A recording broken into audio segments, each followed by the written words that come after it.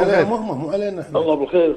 يا حياك الله. منا وفينا. نسلم على الجماعه ونسلم على اخوي العود الاخ ابو بدر. حياك الله. اخوي عبد العزيز. تفضل. انت تقول لا حصلت معي اماراتي ولا قطري. انا حصلت معي سالفه بس قبل الدوره بشهر. موقف راح تنصدم. انت كويتي صح؟ ها؟ كويتي. انا حصلت معي عشان كويتي اوكي بس كويتي. اسمع عطني دقيقه اسمع السالفه. تقول ما حصلت مع قطري وما تقول دورت ترد فندق ما علي؟ لقيت هالفندق هذا بدون ذكر اسماء. قال لي في غرفه بباب وفي غرفه بدون باب. قلت له اوكي. قال لي شفت الدرج هذا؟ قلت له اي.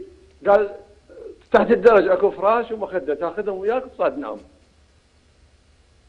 ايش رايك؟ شو المشكله يعني؟ شنو الفندق هذا اللي رايح له؟ شنو المشكله؟ انت تسكن الفندق يقول لك اخذ فراشك من تحت الدرج. شنو الفندق اللي رايح له؟ ما ادري شنو الفندق. رايح فايف ستار؟ فندق داخل العراق بعد. شنو فندق عراقي داخل البصره بعد. ادري فندق فايف ستار فور ستار فندق نجمه واحده. فايف ستار يقول لي فراش تحت الدرج. زين انت رايح فندق نجمه واحده. ماكو فندق فاضي. روح فندق فايف ستار يا عبد المنعم. رايح فندق ابو نجمه واحده. زين ما قال لك اذا ماكو انام بالسياره. اذا ماكو انام بالسياره ولا انام فندق. والله عبد زين انت لي في الغرفه اذا فيها باب الدينارين بدون باب الدينار. والله ترى اكلمك جد والله.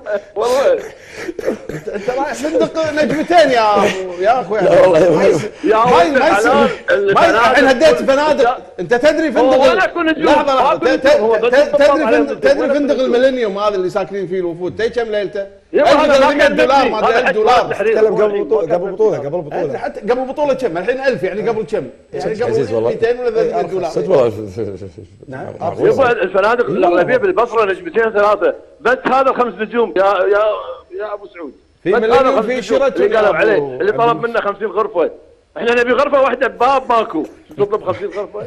لا انا اختلف معك. انت رايح فندق مو فندق ما ادري صراحه لكن ما في فندق يقول لك والله اذا فندق يعني ما راح اقول لك 5 نجوم 4 نجوم. ما في فندق 4 نجوم بيقول لك والله خذ فراشك وروح انت رايح يعني تبي الغرفه فيها باب ولا ما فيها اوتيل ولا رايح